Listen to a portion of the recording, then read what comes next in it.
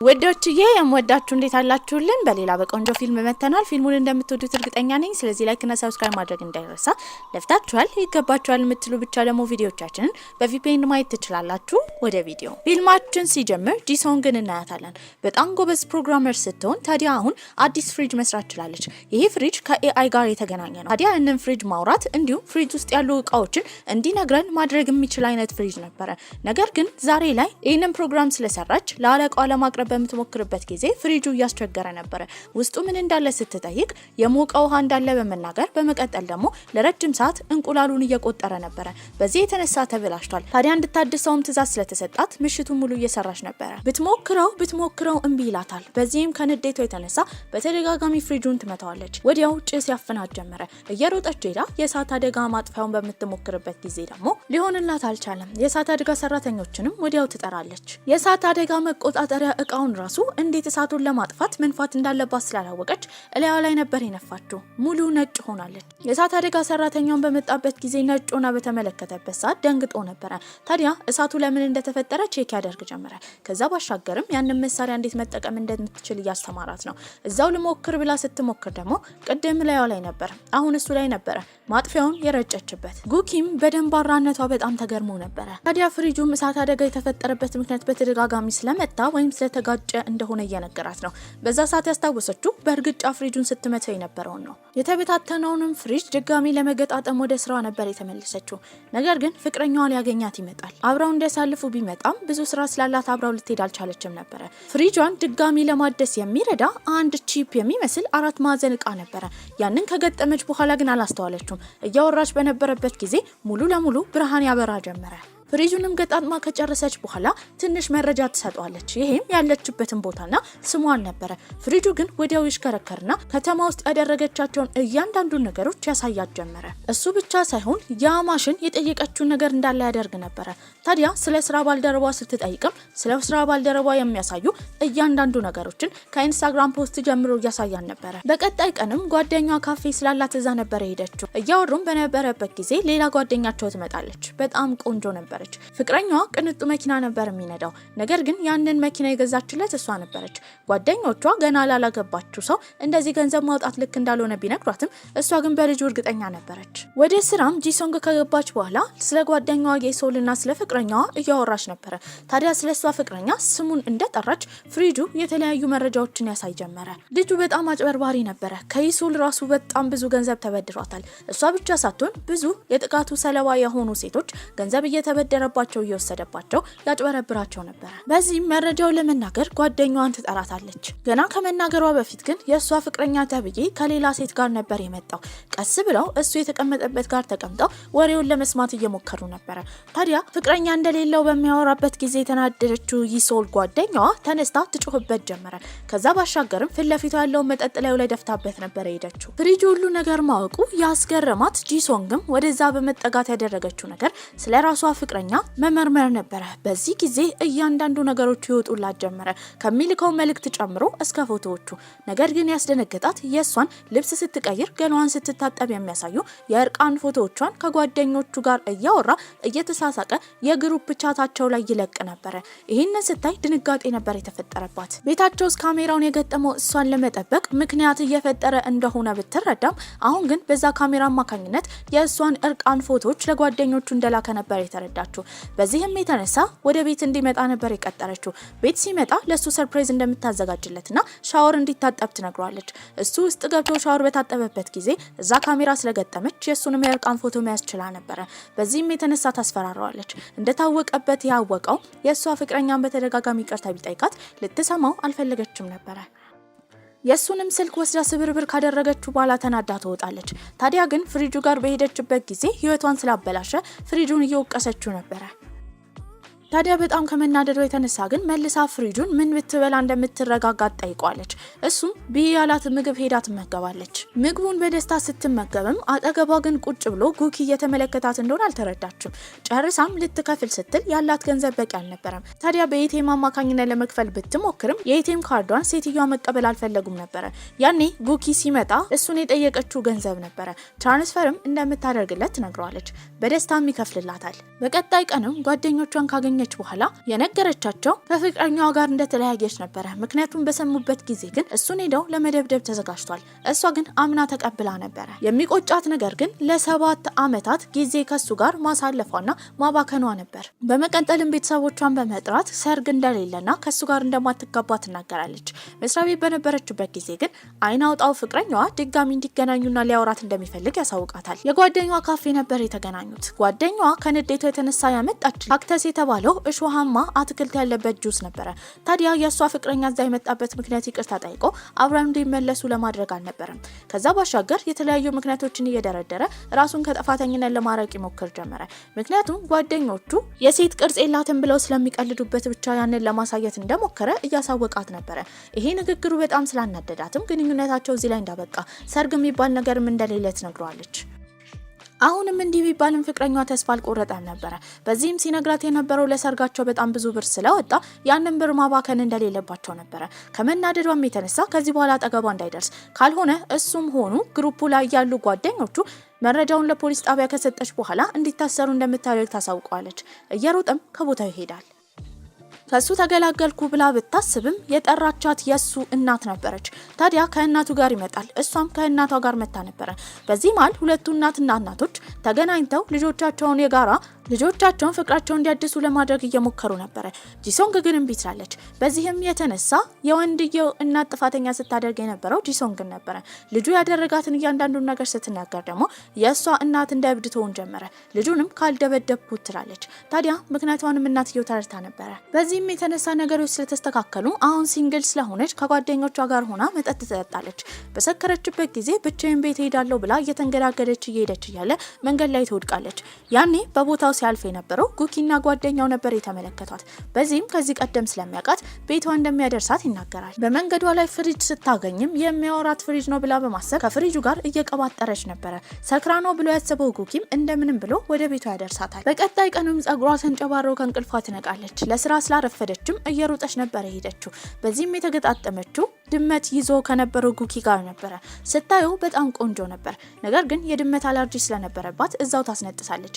ያኔ ድመቷ ከእጇ ፈትልካ ትጠፋበታለች። ታዲያ ሁለቱም ወደ የፊናቸው ነበር የሄዱት። እሷ መስሪያ ቤት በገባችበትም ጊዜ የሰማችው አንዲት የስራ ባልደረባቸው ከዳይሬክተራቸው ጋር ያልተገባ ነገር እያደረገች እንደሆነ፣ በዚህም የተነሳ የስራ እድል ሁላ ተሰጥቷት እድገት እንዳገኘች ነበረ ሲናገሩ የነበረው። ስለዛ ሴትም እያወሩ ያማት በነበሩበት ጊዜ ጋውን የተባለችው ሴት ሁሉን ነገር ሰምታ ነበር። በዚህም ሁለቱም ደንግጠው ወሬያቸውን ያቆማሉ።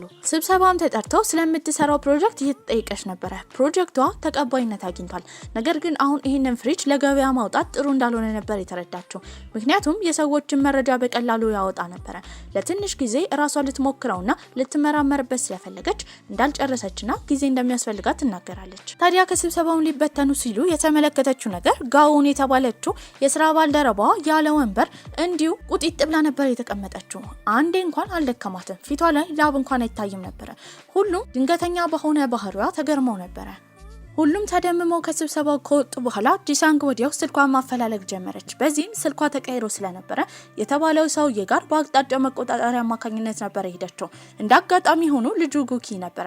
ትላንትና ሰክራ በነበረበት ጊዜ ወደ ቤት ሊወስዳት ሲል ሁለቱም ስልካቸው አንድ አይነት ስለነበረ ተቀያይሮባቸው ነበረ። በዚህ አጋጣሚ ምን እየፈለገ እንደሆነ ትጠይቋለች። እሱም ድመቱ እንደጠፋችበትና እየፈለጋት እንደሆነ ይናገራል። ታዲያ በመቀጠልም ስልኳን ባየችበት ጊዜ በጣም ብዙ ሚስኮል ከቀድሞ ፍቅረኛዋ ነበረ። ታዲያ በዚህም ጉኪ ሲነግራት የነበረው ትናንትና የራሱ ስልክ መስሮት ስልኩን እንዳነሳ፣ በዚህ ጊዜ ቪዲዮ ኮል እንደነበረ ፍቅረኛዋም ካየው በኋላ ነገሩን በሌላ መንገድ እንደተረዳና አሁን ስልኳን በተደጋጋሚ እየደወለላት ሜሴጅ እየላከላት እንደሆነ ነበር የሰማችው። በዚህም ለፍቅረኛዋ ደውላ ነገሮችን ማስረዳት ስላልፈለገች እንደፈለገ ያስብ ብላ ዝም ትላለች። የድመቱንም ፎቶ ከወሰደች በኋላ እሷም እንደምትፈልግለት ቀድሞ ያገኘ ሰው አንዳቸውን ማሳወቅ እንዳለበት ነበር የነገረችው። ሶሻል ሚዲያ ላይ ፖስት በማድረግም ድመቷን እንዲያፋልጉላት ትጠይቃለች። እሱንም ተሰናብታ ወደ መስሪያ ቤት እንደምትሄድ ተናግራ ረጅም ሰዓት ብትጠብቅ ታክሲ አላገኘችም ነበር። ታዲያ ግን እሱ ሳይክሉን እየገፋ ይመጣል። በዚህም ሳይክል እያለው ተጭኖ እንደመሄድ ለምን እየገፋ እንደሚሄድ ነበር የጠየቀችው። ተበላሽቶበት እንደሆነ ያሳውቃታል። እንደዚህ አይነት ነገር ላይ ጥገና ላይ በጣም ጎበዝ ስለሆነች በቀላሉ ሳይክሉን ጠግናለት ነበረ። እንደ ምስጋና የሚሆን ዘንድ ብሎ በሳይክሉ ወደ መስሪያ ቤቷ ያደርሳታል። የቀድሞ ፍቅረኛው አሁንም ደውሎላት ነበረ። ሲጠይቃት የነበረው ልጁ ማን እንደሆነ ነበረ። ልታስረዳው አልፈለገችም። ስራ ላይ እንደሆነች በመናገር ስልኳን ትዘጋዋለች። የፍቅረኛዋ ጭቅጭቅ አልበቃ ብሎ መስሪያ ቤት ስትገባ ደግሞ እርጉዝ እንደሆነች ጓደኞቿ ጠርጥረው የምትቀመጥበትን ወንበር ራሱ እያስተካከሉላት ነበረ። የሷ የስራ ባልደረባ ጋውን እርጉዝ እንዳልሆነች ስትናገርላት ነበረ። ከዚህ ወሬ ሹክሹክታ ልትወጣ አይቻለችው። ከዛ ባሻገር ግን ግሩፕ ላይ የሚያወሩበት ላይ ፖስት የተደረገው አንድ ሰውዬ ስለ ጂሶንግ ነበረ። በዚህም የ7 ዓመት ፍቅረኛዋ አንትታ ከማግባት ይልቅ ከሌላ ወንድ ጋር እንደተያዘች የሚያሳይ ፖስት ነበረ። ፖስቱን የፖስተው ማን እንደሆነ አልታወቀም። ማነው ብላ ለመመርመር አልፈለገችም። በጊዜው እንደሚጋለጥ አስባ ነበረ። ቤትም ከሄደች በኋላ መጀመሪያ ያደረገችው የሷና የፍቅረኛዋን ትውስታ እንዳለ ቆሻሻ ገንዳ ውስጥ መጣል ነበረ። በዛ ሰዓት አንድ ሰው ታይና ትጮኻለች። ከአትክልት ውስጥ የወጣው ጉኪ ነበረ። አሁንም ድመቱን እየፈለገ እንደሆነ ይናገራል። በሶሻል ሚዲያ አማካኝነት ድመቱ እንዳገኘችለት ስትናገር ስልኩን ልታሳየው ስትል ከነ እጇ ይዞ ነበር ሲመለከት የነበረው። በዚህ የተነሳ የልብ ምቷ እየጨመረ ነው። ድመቷን እንዳየ ግን የእሱ እንዳልሆነች ነበር የተናገረው። በወሬ ልትይዘው ስለማትፈልግም ሄዶ ድመቱ እንዲፈልግ እየነገረችው እንዳለ እንደ ድንገት እጇን ያቃጥላታል። ተቆርጣ ነበረ። ያኔ እሱ የመጀመሪያ እርዳታ እቃዎችን በቦርሳው ስለሚይዝ የቁስል ፕላስተር ያደርግላታል። አሁንም በተቀራረቡ ጊዜ ልቧ እየመታ ነበር። ብዙም ሳታስብም ስልክ ቁጥሩን ነበር የጠየቀችው። ታዲያ ምክንያቱን ሲጠይቃት ምናልባት ድመቱን ካገኘች ለመናገር እንደሆነ ታሳውቀዋለች። በመቀጠልም ብር ካለው ነበር የጠየቀችው። መንገድ ላይ የሚሸጠውን የአሳ ጥብስ መብላት ፈልጋ ነበረ። በደስታም ይገዛላታል። በዛ ሰዓት የአሳ ጥብሱን እየተመገበች እያለ እሱ በተደጋጋሚ ስጪኝ ቢላትም ራሱ ገንዘብ አውጥቶ የገዛውን አሳ ከብዙ ልመና በኋላ ነበረ አንድ ፍሬ የሰጠችው። ታዲያ በቀጣይ ቀን ፕሬዘንቴሽን ነበራት። ነገር ግን ልታቀርብ ያልቻለችበት ምክንያት እሷ የምታቀርብበት የፕሬዘንቴሽን የሰራችው ስራ ሙሉ ጠፍቶባት ነበረ። ይህንን ያደረገው ደግሞ የወንድ ስራ ባልደረባ ነበረ። ያላወቀችው ነገር ግን ከተለያዩ ኤሌክትሮኒክሶች ጋር የሷ በጣም ምጡቅ የሆነው ፍሪጇ ኮኔክት አድርጎ ስለነበረ ፋይሏን ሊያስቀምጥላት ችሏል። ታዲያ አገኘው ብሎ እሷን ለመብለጥ ሲሞክር የነበረው የስራ ባልደረባ ፕሬዘንት እያደረገ በነበረበት ጊዜ የሷ ፍሪጅ እሱ ከሰራው አዲስ ማሽን ጋር ተገናኝቶ ስለነበረ እስከዛሬ እሱ የሰራቸውን ነገሮች እንዳለ ለሁሉ ሲያሳይ ጀመረ። በዚህም የተነሳ ስለ እሷ ፍቅረኛዋ አንትታ አዲስ ፍቅረኛ እንደያዘች የሚያሳየውን ፖስት ራሱ ፖስት ያደረገባት ይሄ የስራ ባልደረባዋ ነበረ። ታዲያ ይህንን ስትሰማ በጣም ታዝናለች። ታዲያ በመቀጠልም ስለ ፍሪጇ በምታጣራበት ጊዜ የተረዳችው የሷን ድምጽና አሻራ ብቻ ሲያገኝ ነበረ ፍሪጁ መብራት እንዲሁም የተለያዩ ብቃቶችን ማሳየት የሚችለው። ያንን ፍሪጅ ተጠቅማም የጉኪን ድመት ለመፈለግ በምትሞክርበት ጊዜ ምንም አይነት መረጃ ፍሪጁ ሊሰጣት አልቻለም። ከመስሪያ ቤትም ወደ ቤት እየሄደች በነበረበት ጊዜ ዝናብ ይዘንባል። በዚህ ጊዜ ከሩቅ የተመለከተችው ጉኪን ነው። ታዲያ አንዲትን ድመት በኮቱ ከሸፈነ በኋላ ስለት ሲያወጣ ነበር የተመለከተችው። በጣም ደንግጣ መጮ ነበር የቀራት። በመቀጠልም የሱ የስራ ባልደረባ ነበር የመጣው። ሁለቱም አንድ ላይ ሆነው ድመቷ ላይ የተጠቀለለውን ገመድ በዛ ስለት ለመቁረጥ እየሞከሩ ነበረ። የተረዳችው ነገር ስህተት እንደሆነ በቀላሉ አውቃለች። እሱ ጋርም ሆና የተገኘችለትን ድመቱን ወደ ሆስፒታል ከወሰዷት በኋላ አንድ ላይ ምግብ ተመግበው ወደ ቤት ይሸኛት ጀመረ። ከቆይታዎች በኋላ ግን በቀጣይ ቀን ስራ መስሪያ ቤት እሱ መጥቶ ነበረ። በዚህም የተነሳ ሲጠይቃቸው የነበረው የነሱ ድርጅት ከነሱ ድርጅት ጋር ሊሰራ እንደሆነ፣ ታዲያ የፈለጉትም ካሜራ የተገጠመ AI እንደሆነ እያሳወቁ ነበረ። በዚህም የተነሳ ተስማምቶ እንደምትሰራላቸው ተናግራ ነበረ። ከብዙ ድካም በኋላ ቤት ገብታ ምግቧን ልትመገብ ስትል መጸዳጃ ቤት ውስጥ ድምጽ ትሰማለች። መደንገጧም የተነሳ ለማማታት ጥላዋን ይዛ በሄደችበት ጊዜ በመስኮቷ ለመዝለል የሚሞክረው የቀድሞ ፍቅረኛዋ ተጣብቆ ቀርቶ ነበረ። በዚህም ትናደድበታለች። እርጅኝ ሲላት ራሱ ለመርዳት ፍላጎት አልነበራትም። በሯም ይንኳኳል። ታዲያ እሱ 911ን ጠርቶ እርዳታ ጠይቆ ነበረ። የመጣውም ጉኪ ከስራ ባልደረባው ጋር ነበረ። እሱንም ለማውጣት ይታገሉ ጀመረ። ታዲያ እሱ የቀድሞ ፍቅረኛ ልክ እሱን እንዳየው ከዚህ ቀደም ስልክ ያነሳው ልጅ እንደሆነ አውቆ ነበረ። በዚህም ሊሆነ እጅላት እየሞከረ ነው። የቀድሞ ፍቅረኛዋን ንግግር ከሰማች በኋላ ያደረጋትን እያንዳንዱን ነገር እየተናገረች ትሰድባለች። ታዲያ እነ ጉኪም ዝም ብለው አዳምጠው ነበረ። ከቆይታ በኋላም የእሷን ፍቅረኛ ሊያወጡት ችለዋል። ታዲያ ከመስኮቱ ከወጣ በኋላ ራሱ እሷን ሊያወራት በሚጠጋበት ጊዜ ያስቆመው ጉኪ ነበረ። እሱን ካስወጣው በኋላ ከዚህ በኋላ እሷ ቤት ለመግባት እንዳይሞክር፣ ከሞከረ ግን በህግ እንደሚቀጣ ነበር ሲያስጠነቅቀው የነበረው። ጉኪም እሷ ክፍል ከሄደ በኋላ መስኮቷን እንደሚሰራላት በቀጣይ ቀን እንደሚመጣ፣ እስከዛ ግን አንድ የወንድ ፖስተር ስላለው እሱን እንድታስቀምጥ በቦታው ነበር ይነገራት። ወንድ አለው ብሎ ሰው እንዲፈራ ለማድረግ አስቦ ነበረ። ታዲያ ያ ፎቶ ደግሞ የጓደኛው ፎቶ ነበረ። ዝናብ እየዘነበ ስለሆነም ጥላዋን ሰጥታው ነበረ። ታዲያ በቀጣይ ቀን እሱ ሊሰራላት መስኮቱ እንደሚመጣ እያወቀች ከመስሪያ ቤት እየሮጠች ነበር የወጣችው። በደስታ ቆሞ እየጠበቃት ነው። ውስጥ ገብቶም መስኮቷን ይጠግንላት ጀመረ። በሰራውም ስራ አማካኝነት እሱ ሲጠግንና ከመጠገኑ በፊት ቦታውም ፎቶ ማንሳት ነበረበት። ታዲያ እሷ ፎቶ እያነሳችው ነበር።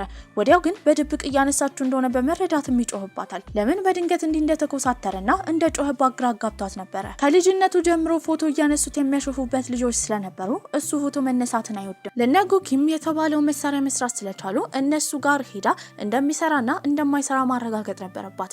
ከዛ ባሻገርም እንደሚሰራ ለማሳየት ቪዲዮ ትቀርጻቸዋለች። በቦታ ሄደችው ከስራ ባልደረባ ጋር ቢሆንም ልጁ በጣም ደንባራ ከመሆኑ የተነሳ ያመረቱት ነገር እንደሚሰራ የሚያሳየውን ቪዲዮ ከቀረጸች በኋላ ቪዲዮን ራሱ አጥፍቶባት ነበር።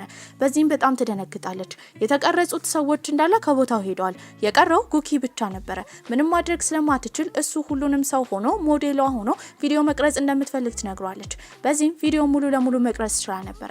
ከተቀረጸበት ቦታ ለመውጣት በሚሞክሩበት ጊዜ ግን ቦታው ዝግ ነው። በዚህም በጣም ትደነግጣለች። እንደ አጋጣሚ ሆኖ ደግሞ ጉኪ ስራ ላይ በሚሆንበት ጊዜ ስልኩን ስለማይ ስልኩን ያልያዘም እሷን ባትሪ ጨርሶባት ነበር።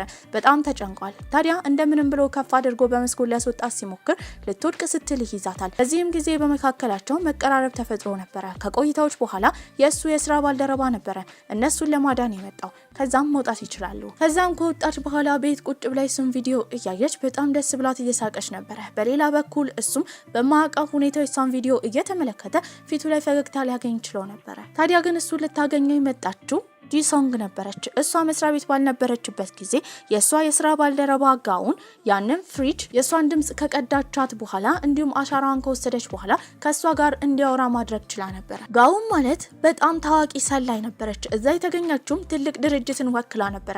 ታዲያ አሁን ጂሶንግ የምትሰራው ማሽን አስጊ ስለሆነ እነሱ የሚፈልጉትን 4 ማዕዘን የምትመስሏን ከዚህ ቀደም ፍሪጁ እንዲሰራ ያበራችውን ቺፕን ፈልጋ ነበር የመጣችው። ይህ ሁሉ ነገር ከጀርባ እንደተደረገ የማታውቀው ጂሶንግ ከጉኪ ጋር በመሆን መቼ ከስራ እንደሚወጣና ረፍት እንደሚሆን እየጠየቀችው ነበር።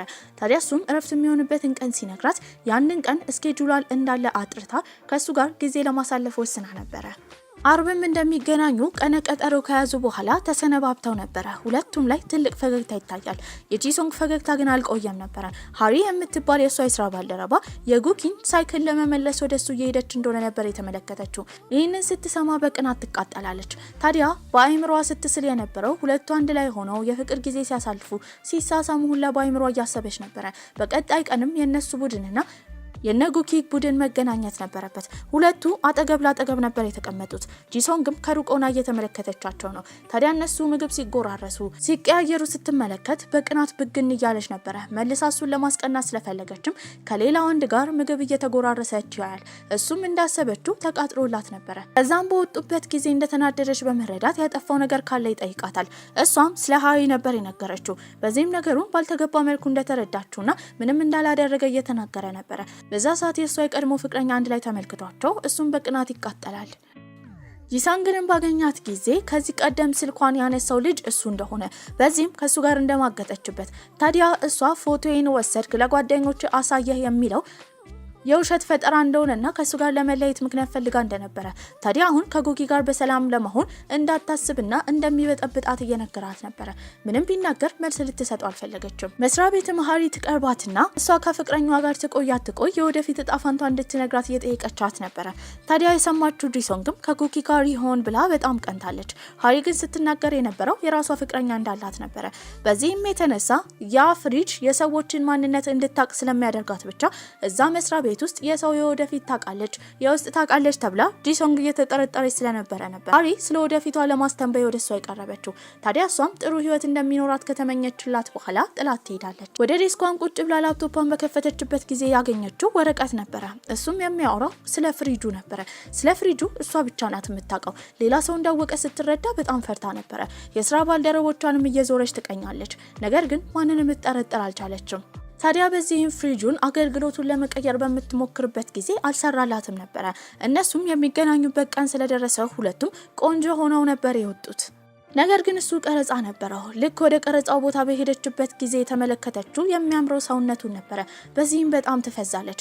ሁለቱም ቆመው በሚያወሩበት ጊዜ እዛ የሚሰሩ ቀራጮች እሷን ያሰቡት ሜካፕ አርቲስት ናት ብለው ስለሆነ ሰውነቱን ቅባት እንድትቀባው ነበር የተጠየቀችው። በምትቀባውም ጊዜ ልቧ እየመታ ነበረ። አንድ ቦታ ስትነጋው ግን ስለኮረኮረቹና ስለፈራ እጇን ይይዛታል። ሲቀራረቡም ትኩር ብለው ሰዎች እያዩቸው ስለነበረ ማቋረጥ ነበረባቸው። ፎቶ የማይወደው ጉኪ ፊቱን ከሸፈነ በኋላ እየተነሳ ነበረ። ነገር ግን በጣም ያምር ነበር። በቀጠሯቸው መሰረት አመሻሽ ላይ ሲኒማ ቢሄዱም እሱ ግን ደስተኛ አልነበረም። በዚህ ጊዜ ሲያስታውስ የነበረው ቀረጻው ላይ ከዚህ ቀደም የስራ ባልደረባው የሆነ አንድ ሰውዬ እንዳገኘ። ታዲያ ድሮ ላይ አንዲት ከተማ ተቃጥላ በነበረበት ጊዜ ለማዳን ከዛ ሰውዬ ጋር እንደሰራ፣ ያ ሰውዬ ግን እስካሁን ድረስ እሱ የእሳት አደጋ ሰራተኛ መሆን እንደማይገባው ሲነግረው ስለነበረ እሱንም ስላገኘው የድሮ ትውስታም ስለመጣበት ደስተኛ አልነበረም። ከዛም ባሻገር ከሰውዬው ጋር ወሬ ሲያወራ የሰማ አንድ ጋዜጠኛ ራሱ እሱ አሁን የሚሰራው ስራ እንደማይገባው ሲናገር ጂሶንግ ራሱ ሰምታ ነበረ። ምክንያቱም ግን ጉኪ ልትጠይቀው አልፈለገችም። በቀጣይ ቀንም ሌላ ጊዜ ደግሞ ስልኩን ለመክፈት በምትሞክርበት ጊዜ ስልክ ውስጥ ምንም አይነት ነገር የለም። ፎቶ እንኳን መነሳት አይፈልግም። ታዲያ ትጠረጥረው ጀመረ። ወይ ሁለት ማንነት አለው፣ ወይ ሰላይ ነው፣ ወይ ድብቅ ወታደር ነው፣ ወይ በጣም ታዋቂ ሙዚቀኛ ሆኖ ራሱን ለመሸፈን እየሞከረ ነው፣ ወይ ደግሞ ሰው ገሏል ብላ በጣም ብዙ ነገሮች አይምሮ ውስጥ እየተመላለሱባት ነበረ። ምግብ በሚመገብበትም ጊዜ ነገሩን ልትጠይቀው ብትፈልግም ስልክ ተደውሎላት ነበረ። ጓደኛዋ ቶሎ ብላ ወደ ሆስፒታል እንድትመጣ ነበር የጠየቀቻት። እሺ ብላ እየሮጠች ትሄዳለች። እንደ አጋጣሚ ሆኖ ጉኪም እየተከተላት ነበረ። እሱም የሚሄደው እዛ ሆስፒታል ነው። ታዲያ ሳያወሩ ደግሞ ሁለቱም ወደ አንድ ክፍል ሲገቡ ሁለቱም የሄዱት አንድ ክፍል ውስጥ ነበረ። በዚህም የተነሳ የሷም ጓደኛ የሱም ጓደኛ ነበረ ወደ ሆስፒታሉ የጠሯቸው። ታዲያ ጂሶንግ ከመጣሽ ብለው ጉኪና ጓደኛው ከዛ ወጥተው ነበረ። ከትንሽ ቆይታ በኋላ ግን ተከትላ መውጣት ስለፈለገች እቃ እንደምታመጣ በመናገር ከሆስፒታሉ ትወጣለች። ያኔ የተመለከተችው የእሱ የስራ ባልደረባ ሃሪን እና ጉኪን ቆመው በሚያወሩበት ጊዜ ነበረ። ቀስ ብላ በድብቅ ወሬያቸውን ለመስማት አስባለች። ነገር ግን እጅ ከፍንጅ ነበር የተያዘችው። ለ5 ሰከንድ የምትለው ቃላታ ነበረ። ወዲያው ነገሩን አስቀይሳ እንደ ድንገት እንደመጣች ትናገራለች። መስሪያ ቤትም እየሰሩ በነበረበት ጊዜ ሃሪ ራሷን ስታ ነበረ። ታዲያ ወደ ሆስፒታል ትወሰዳለች። እሷን ሊያያት የመጣው ደግሞ ጉኪ ነበረ። ይህንን ያየችው ጂሳንግ በጣም ትናደድና ሁለቱ እንዲያወሩ ወጣ ነበረ። ታዲያ ሃሪን ጉኪን እንዳየችው ስቅስቅ ብላ ስታለቅስ ምናልባት የፍቅር ግንኙነት ይኖራቸዋል ብላ ጂሶንግ ከመጠርጠር ወደ ኋላ አላለችም። በዚህም የተነሳ ሪጇን በመጠቀም ስለሱ ለማጣራት ወደ እሳት አደጋ ሰራተኞች ዌብሳይት ነበር የገባችው። በዚህም በምታነብበት ጊዜ አንድ ልጅ እዛው ያለ የጓደኛው የስራ ባልደረባው ሚስት እንደቀማ እየተወራ ነበረ። ታዲያ ይሄንን ነገር የጻፈው በእርግጠኝነት የሃሪ ፍቅረኛ ነው ብላ በማሰብም ስለ ፍቅረኛዋ እያንዳንዱን ነገር እንዲያጣራላት የጠየቀችው ፍሪጁን ነበረ። ታዲያ ፍሪጁም ስለ ልጁ ብዙ አይነት ነገሮችን ያወጣል። ከዛ በተጨማሪ የተለያዩ ቪዲዮዎች ነበሩት። እዛ ቪዲዮ ላይ ያየችው ማመን ያቀታታል። ታዲያ ሃሪን በተደጋጋሚ ፍቅረኛዋ ይደበድባት ነበረ። አሁንም ሆስፒታል የገባችበት ምክንያት ፍቅረኛዋ ነበር። በዚህም ልጅ ታናግራት ትሄዳለች። ሃሪን በማልቀስ ሁሉን ነገር ያስረዳቻት ነበረ። ታዲያ ጉኪ የሷን ፍቅረኛ ካየ ጊዜ ጀምሮ ልጁ መጥፎ እንደሆነና ከሱ ጋር ግንኙነት እንዳትጀምር ሲያስጠነቅቃት እንደነበረ ባለመስማቷ እዚህ ላይ እንደደረሰች እየተናገረች ነው። ታዲያ የተረዳችውም ነገር ልክ እንዳልሆነ ያሰበችው ጂሶንግ ጉኪ ልታገኘው ትሄዳለች። በቀጣይ ቀንም ይቅርታ እየጠየቀችው ነበረ።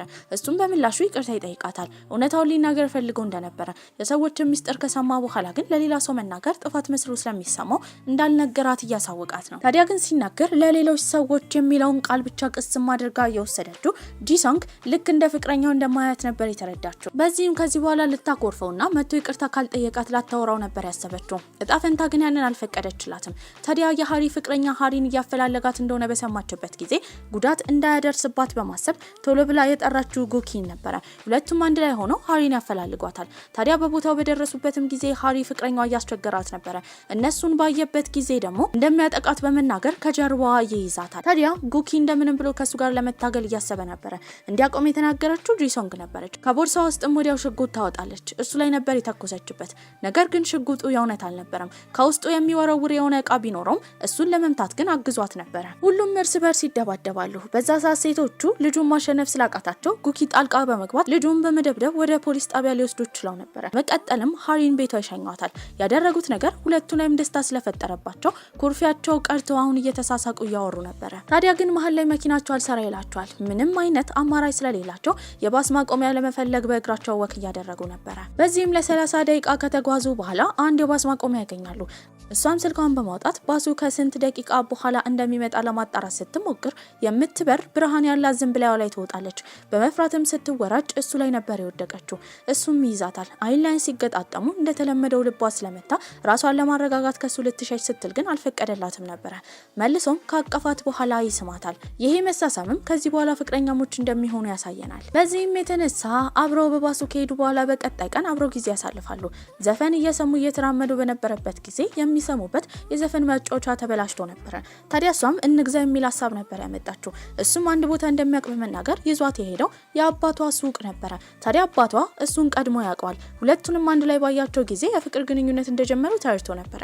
ነገር ግን ለጉኪ ጥሩ አመለካከት ስላለው አባትየው የሁለቱን ግንኙነት ደግፎ ነበር። የእሷ የልብ ጓደኛን በቀጣይ ጊዜ ልታገባ እንደሆነ ነግራት ነበር። በዚህም የምታገባው ልጅ ማንነቱን ለማወቅ ቀጥታ ፍሪጁ ጋር በመሄድ ስለሱ ትጠይቃለች። ታዲያ ፍሪጁን እያወራች በነበረበት ጊዜ የስራ ባልደረባ ጋውን ነበር የመጣችው። በዚህም የነገረቻት እያደረገችው ያለችው ነገር ልክ እንዳልሆነ፣ ታዲያ ፍሪጅ ውስጥ ያለውን ቺፕ አውጥታ መስጠት እንዳለባት፣ ስለዛ እቃ ደግሞ ብዙ ሰዎች እንደሚያውቁ ነበር የነገረቻት። ይህንን የሰማችው ጂሶን ግራ ትጋባለች። ስለ ፍሪጁ የምታውቀው እሷ ብቻ እንደሆነች ነበር የምታስበው። ከጓደኛዋ ጋርም ሆና አንድ ላይ እየተዝናኑ በነበረበት ጊዜ እሷ የቀድሞ ፍቅረኛ ይመጣል። በጣም ሰክሮ ነበረ። ሲናገር የነበረው እሷ አልፈልግም እንዳለችው፣ የ7 ዓመት ፍቅራቸውን ያፈረሰችው ለአንድ ወንድ ሰውነት ስትል እንደሆነ፣ ታዲያ የጉኪን ሰውነት በጣም እንደምትወደው እያወራ ነበረ። ይህንን ስትሰማ ሰውነቱን ስለምትወደው መዋሸት አልፈለገችም። ስልኳን በምትከፍትበት ጊዜ ግን የእሱ ፎቶ ፖስት ተደርጎ ብዙ ሴቶች የእሱን ሰውነት እየተመለከቱ እያደነቁ ነበረ። ይህንን ሲያይ በጣም ይደነግጣል። የእሱ ፎቶ ፖስት እንዲደረግና ቫይራል እንዲወጣ አይፈልግም ነበረ። ስለዚህ ነገር ስለመናደዱ ልታወራውም ተከትላው ነበረ። ታዲያ ግን እሱ እንዳልተመቸው በመናገር በደንብ ሳያስረዳት ጥሏት እየሮጠ ይሄዳል። ታዲያ ፓርቲውም ካበቃ በኋላ ግን የተመለከተችው የእሷ ልታገባ የደረሰችው ጓደኛዋ ወደ ቤት ሄደችው ከባልየው ጋር ሳይሆን የሄደችው ከጉኪ ጓደኛ ጋር ነበረ። የሁለቱን ግንኙነት ትጠራጠራለች። በዚህም ፍሪጁ ጋር ሄዳ ስለ ጓደኛዋ ለማጣራት ነበር ያሰበችው። ነገር ግን ስለ ጓደኛዋ ያልተገባ መረጃ ያለሷ ፍቃድ ማንበብ የጥፋተኝነት ስሜት እንዲፈጥርባት አድርጎ ነበረ። ታዲያ በዚሁ አጋጣሚ ስለ ጉኪ በምታጣራበት ጊዜ የተመለከተችው ስሙ ጉኪ እንዳልሆነ ጂሚና እንደሆነ፣ ታዲያ ከዚህ ቀደም የእሳት አደጋ እንዳጋጠመው ብዙ ነገሮች ነበሩ። ታዲያ ግን ስሙን የቀየረው ምናልባት ስላልፈለገው ይሆናል ብላ አስባ እሱን ለመረዳትና ለመተው አስባ ቤት ብትገባም ግን ይሄ ነገር እንቅልፍ ነስቷት ነበረ። እሱንም ለመጠየቅ መልእክት ነበር የላከችለት። ነገር ግን ታሪኩ ረጅም ስለሆነ ከየት መጀመር እንዳለበት የማያውቀው ጉኪ መልእክቷን አልመለሰላትም። በቀጣይ ቀን ግን እንዲገናኙ ጠይቋት ነበረ። አብረው እየተመገቡ በነበረበት ሰዓት ስለ ፎቶ ፖስት ስለተደረገው ነገር ትጠይቋለች። አሁንም ትክክለኛ መልስ አልመለሰላትም። ታዲያ ቤትም ከገባች በኋላ በተግባሩ ብትናደድም ስራ ለመስራት እንኳን በጣም ከብዳት ስለነበረ ተኝታለች። ተነስታ ወደ መስኮት በምታይበት ጊዜ ጉኪ እየተራመደ ነበረ። ታዲያ ግን አንድ ህጻን ልጅ መኪና ሊገጭ ሲል እንደምንም ብሎ ሮጦ እሱን ሲያድነው ትመለከታለች። በድንጋጤም ወደ ታች ነበር የወረደችው። ነገር ግን ልጇ የዳነላት እናት እሱን ከማመስገን ይልቅ የልጇ እጅ ስለተቧጨረ ብቻ በደንብ ከጠበቀ አይቀር እጁ እንዳይጎዳ ማድረግ እንደነበረበት በመናገር ትጮ ጀመረ። የሰማችው ጂሶንግም ሴትዮዋን አመስጋኝ ስላልሆነች እየሰደበች ልደብድብሽ ሁላ በምትላክ ጊዜ ያስቆማት እሱ ነበረ። ታዲያ ወደ ቤትም ከወሰደችው በኋላ ልብሱን እንዲቀይር የራሷን ልብስ ነበር የሰጠችው። የሷን ልብስ በለበሰበት ጊዜ ቆንጆ ሆኖ ነበር የታያት። ደስተኛም ነበረች። ማንነቱን ልትጠይቀው እንደማትፈልግ ማንም ቢሆን ግን እንደምትወደው ነበር ስትነግረው የነበረው። በደስታም ይስማታል። ታዲያ በቀጣይ ቀንም ቤት በነበረችበት ጊዜ ሃሪ ደውላላት ቶሎ ብላ ኢንተርኔት እንድትከፍት ነበር የነገረቻት። በከፈተችበትም ጊዜ ጉኪ ነብሰ ገዳይ እንደሆነ ከዚህ ቀደም በሷ አማካኝነት አንድ የእሳት አደጋ ሰራተኛ እንደሞተ የሚያሳይ ጽሑፍ ተለጥፎ ነበረ።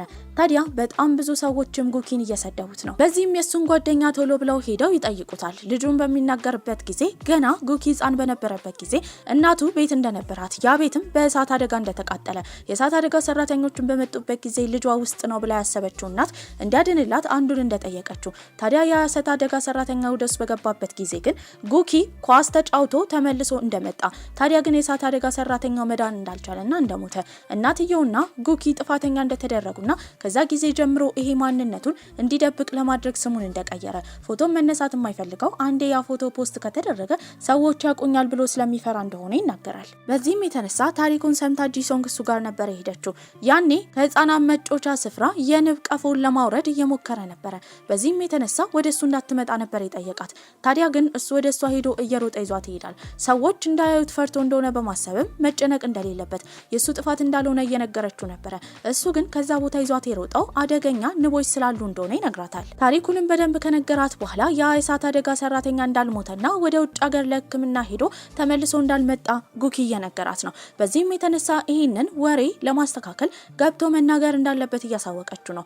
እሱ ግን ድጋሚ መናገር ነገሮች ድጋሚ ወደ ኋላ እንዲኮተኮቱ ስለሚያደርግ እንደማይፈልግ ይነግራታል። በጣም ብዙ ሰዎች ስለሱ መጥፎ ወሬ ቢያወሩም በጥቂቱ ግን ከዚህ ቀደም የረዳቸው የተለያዩ ሰዎች ስለሱ ኮሜንት እያደረጉ ነበረ። በዚህም የተነሳ እሱን የሚወዱት ሰዎች ስለበዙ ሰዎች ቀስ በቀስ እየተረዱት ነው። ከዛ ባሻገር ሞቷል የተባለው የእሳት አደጋ ሰራተኛ ወደ ሀገር ውስጥ ስለገባ እሱ በቪዲዮ ሁሉን ነገር ያስረዳል። ታዲያ ሰዎችም ተረድተውት ነገሮችም ተረጋግተው ነበረ። ታዲያ እሷና እሱ ሀገር ሰላም ብለው ወክ እያደረጉ በነበረበት ጊዜ መልእክት ነበር የተላከለት። እሱም በከፈቱበት ሰዓትም ጉኪ ስለሱ ለማጣራት ፍሪጁን እየጠየቀችው የነበረውን ነበር ያየው። ምን እንደሆነም ይጠይቃታል።